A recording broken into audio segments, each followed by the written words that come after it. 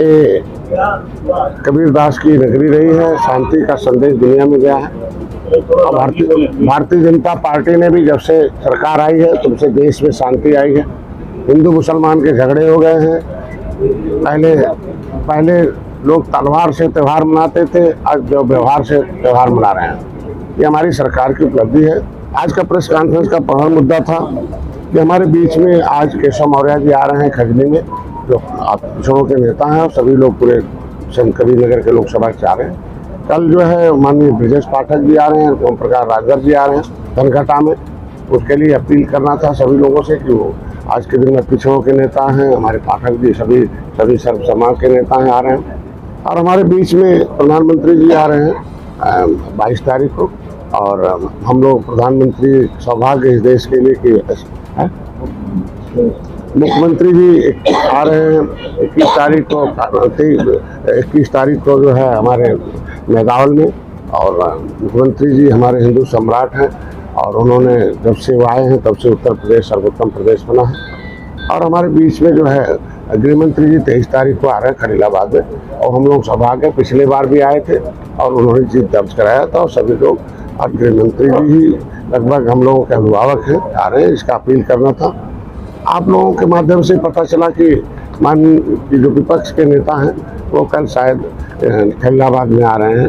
तो उन विपक्ष के नेता से इतने ही सवाल पूछना चाहता हूँ कि माननीय अखिलेश यादव जी से कि जब समाजवादी पार्टी सत्ता में थी तब अपने संत कबीर नगर के लोकसभा के लिए कौन कौन से विकास कार्य किए थे। कम से कम वो कल बताया कि मैंने संत कबीर नगर के लिए कार्य किया था, तो जनता शायद आपको सुनेगी। क्योंकि गुमराह करने के लिए तो सारे नेता आते हैं, लेकिन कार्य करने के लिए हमारे नेता आते हैं और कार्य की उपलब्धियां बताने हमारे नेता आते हैं।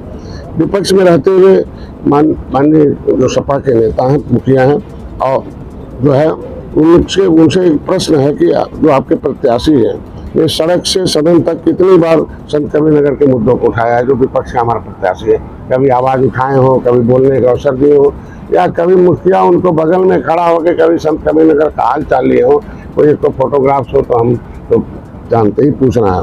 और उनसे विपक्ष से और सवाल पूछ रहे हैं कि अपने कितनी बार सत्ता में रहते हुए निषाद मछुआ आरक्षण के मुद्दे को सड़क से सदन तक उठाया है। नहीं तो हमने एक पन्ना लिखा है, इसका जवाब दे दे कि मछुआ समुदाय के आरक्षण पर डाका डालने और धोखेबाजी करने की पिछली सरकारों मतलब सपा सरकारों के कुछ सबूत है जो आपको दे रहा हूँ कि कैसे यहाँ धोखा दिया है इन लोगों ने।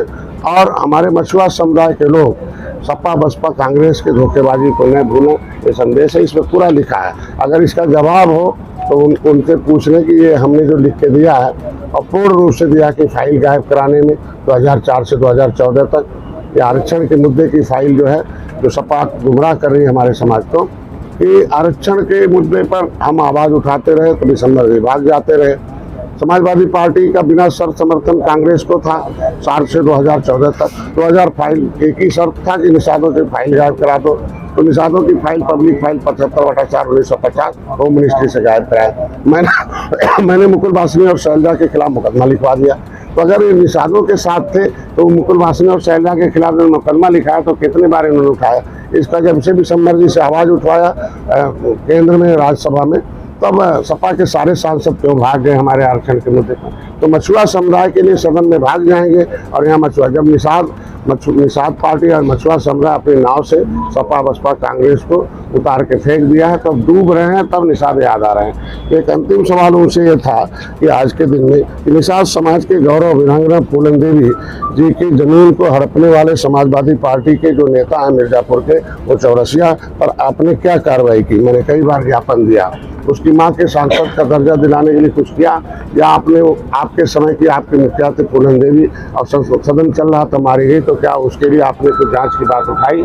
ये सब चीज़ें उनके हैं कि समाज के ऊपर जो है ये जितने अत्याचार होते रहे हैं। तो आज के दिन में हम खाली इतने बताने आया हूँ कि आज के दिन में राष्ट्र का चुनाव है, ये देश का चुनाव है, मोदी जी के फिर से प्रधानमंत्री बनाने का चुनाव है।